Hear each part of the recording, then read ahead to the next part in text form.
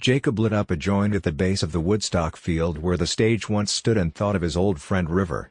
River was an old hippie who was at the original Woodstock festival with him and lived in a cabin deep in the woods where he had kept the frayed fringe jacket he had worn, a handful of photos, tickets, and memorabilia from the festival, and had also made his own plaques, with the names of all the performers and organizers, as well as a message of peace and love.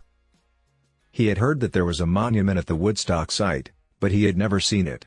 He had always imagined that it would be a tribute to the spirit of the festival, and that it would reflect his own plaques. One day River decided to leave the woods and visit the site on the anniversary date of the festival, and to bring his plaques with him, hoping to place them next to the official ones. He arrived at the site, which was now part of the Bethel Woods Center for the Arts, and was surprised by how much the scene had changed. There was a museum, a concert hall, a gift shop, and a parking lot. He felt a pang of nostalgia and sadness, as he wondered if the magic of the festival was still there. He walked to the monument, which was on a hill overlooking the field where the stage had been. He saw a large cement base with the bronze plaques, the logo of a catbird on a guitar neck, and the words "This is the original site of the Woodstock Music and Art Fair, held on August 15th, 16th, 17th, 1969. And in huge letters this marker was erected by owners Louis Nicky and June Gillies. Who the hell were they, he thought to himself. Reading the names of the performers and the organizers, he noticed that some of them were missing or misspelled. He also saw that there was no mention of the message of peace and love that had inspired the festival. He felt a surge of anger and disappointment, as he thought that the monument was not a complete reflection of the festival, and that it did not honor all the people who had made it possible. He decided to replace the plaques with his own, which he had brought in his backpack. He took out a screwdriver and a hammer, and started to pry off the original plaques from the stone. He did not notice that there were security cameras and guards nearby, who had spotted him and were approaching him. He managed to remove the plaques, and was about to put his own in its place, when he heard a voice behind him. "Hey, what are you doing? Stop right there." He turned around and saw two guards, who were pointing their guns at him. He dropped the screwdriver and the hammer, and raised his hands. "I'm sorry, man, I just wanted to make a statement. I want to make this monument historically correct for future generations. This monument is not right, it has omissions and mistakes, it's not fair, it's not true. These are the real plaques, these are the real Woodstock history." He then showed them his own plaques, which were close to the original and the words his own, Woodstock, 4 Days of Peace and Music, an Aquarian Exposition, August 15th to 19th, 1969. Dedicated to the memory of Max Yasgur, and the vision of Artie Kornfeld, Michael Lang, Joel Rosenman, and John Roberts.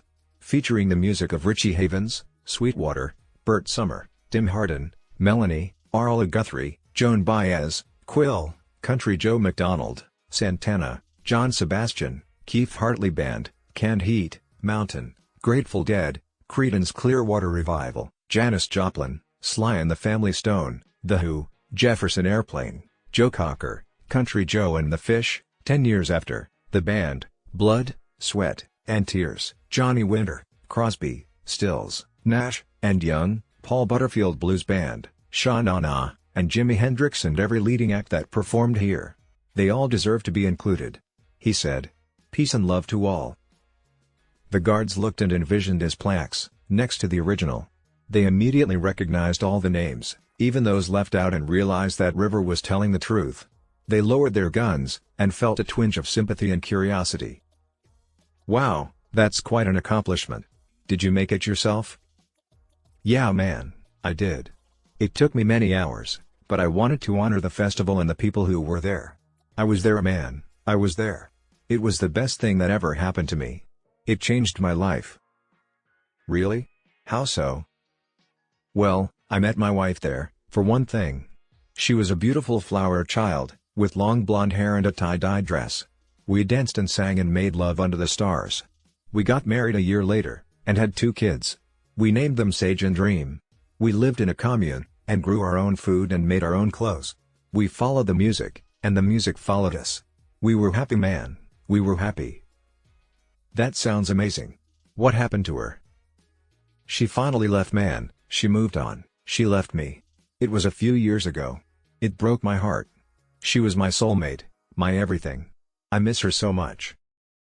"I'm sorry man, I'm sorry. That's rough. Yeah, it is. But I still have the music, and the memories, and the plaque. I wanted to bring it here, to share it with the world, to show them what Woodstock was really about. Peace through music, peace and love, man, inclusion. Coming together. That's what we need now, more than ever. The guards nodded, and felt a connection with the hippie. They remembered their own youth, and their own dreams, and their own losses. They realized that they had more in common with him than they thought. The guards decided to let him go, and to let him keep his plaques. They even helped him put it back on the stone, next to the official one. They took a picture of him with the plaque, and gave him hugs. Thank you, man, thank you. You're cool, you're cool. You're Woodstock, man, you're Woodstock. No, thank you, man, thank you. You're cool, too. You're Woodstock, too. We all are. They smiled, and parted ways. The hippie River left the site, feeling happy and fulfilled. The guards stayed at the site, feeling moved and inspired. They looked at the plaque, and listened to the music, and relived the spirit of the festival. Woodstock was alive, and so were they. Word of what transpired spread like wildfire, and remaining Woodstock attendees and devotees, artists, architects, sculptors, poets from all around the world took up the cause. Even the museum officials were finally convinced, and within a year a committee was formed and a new monument was erected, with all those omitted returned to their place of honor. The new reimagined sculpture kept the integrity of the original artist's vision and was very similar in design. Yet with just a few tweaks had become historically correct. A short time thereafter a celebration was held at the monument, and River's ashes were spread from a plane onto the field. Jacob didn't remember how long he stood there reminiscing about his old friend River, but decided to walk up the hill. The sun was setting as he approached the monument his friend and many others had felt so strongly about, and smiled to himself as he read the letters toward the bottom. Held on this field owned by the farmer Max Yazger. There is an effort underway to make the iconic Woodstock Monument historically correct for future generations. Go to Woodstock Monument now to become part of it.